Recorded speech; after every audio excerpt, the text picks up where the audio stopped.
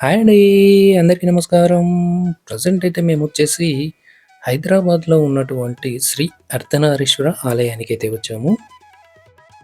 ఈ ఆలయం వచ్చేసి మనకు తెలంగాణలోని మొట్టమొదటి అర్ధనారీశ్వర ఆలయము. ఇక్కడ మనము శ్రీ అర్ధనారీశ్వర స్వామివారితో పాటు శ్రీ హేమలంబ రేణుక ఎల్లమ్మ తల్లిని, అలాగే నాగదేవతని, దాంతో పాటే మనకు పెద్దమ్మ తల్లిని కూడా మనమైతే ఇక్కడ దర్శించుకోవచ్చు. ఇక ఈ ఆలయం వచ్చేసి మనకు హైటెక్ సిటీ నుంచి కొండాపూర్ వెళ్ళే రూట్‌లో అయితే ఉంటుంది.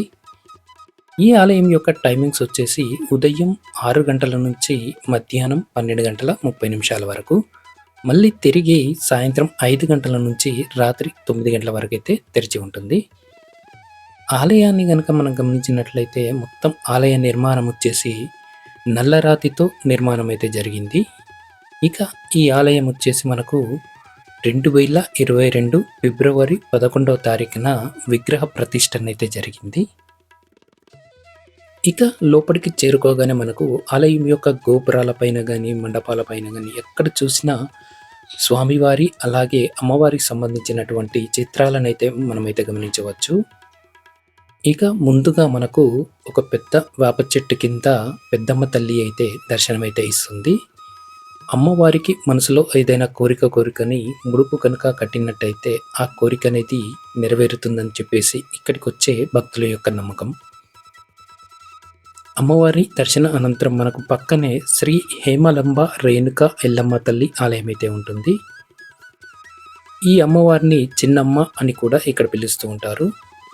అమ్మవారికి ఒక నమస్కారం అయితే చేసేసుకున్న తర్వాత మనకు అమ్మవారికి ఆలయానికి ఎదురుగానే మనకు నాగదేవత ఆలయం కూడా ఉంటుంది. స్వామివారికి ఒక నమస్కారం అయితే చేసేసుకోండి. ఇక అమ్మవారి దర్శన అనంతరం మనకు పక్కనే శ్రీ అర్ధనారీశ్వర ఆలయం అయితే ఉంటుంది. మనము ఏ శివాలయాలకి వెళ్ళినా శివునికి అలాగే పార్వతీదేవికి వేరువేరుగా మండపాలైతే ఉంటాయి. కానీ ఇక్కడ వచ్చేసి ఒకే మండపంలో ఒకే విగ్రహంలో మనకు సగభాగం పార్వతీదేవి రూపంలోను, సగభాగం పరమేశ్వరుని రూపంలో అయితే ఇక్కడైతే దర్శనమైతే ఇస్తుంది. ఇక ఈ విగ్రహం యొక్క తయారీ వచ్చేసి మనకు మహాబలిపురంలో అయితే ఈ విగ్రహాన్ని అయితే తయారు చేయడం అయితే జరిగింది. ఆలయం యొక్క ధ్వజస్తంభానికి అలాగే గర్భగుడికి మధ్యలో పాదాలైతే ఉంటాయి.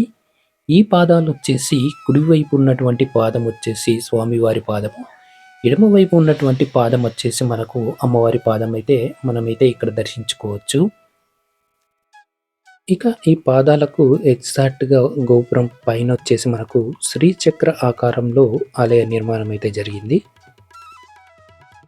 ఇక స్వామివారిని దర్శించుకున్న తర్వాత మనకిక్కడ యాగశాల కూడా ఉంటుందండి. యాగశాలతో పాటు మనం ఇక్కడ గోశాలను కూడా దర్శించుకోవచ్చు. ఇక మా దర్శనం అయితే కంప్లీట్ అయ్యింది.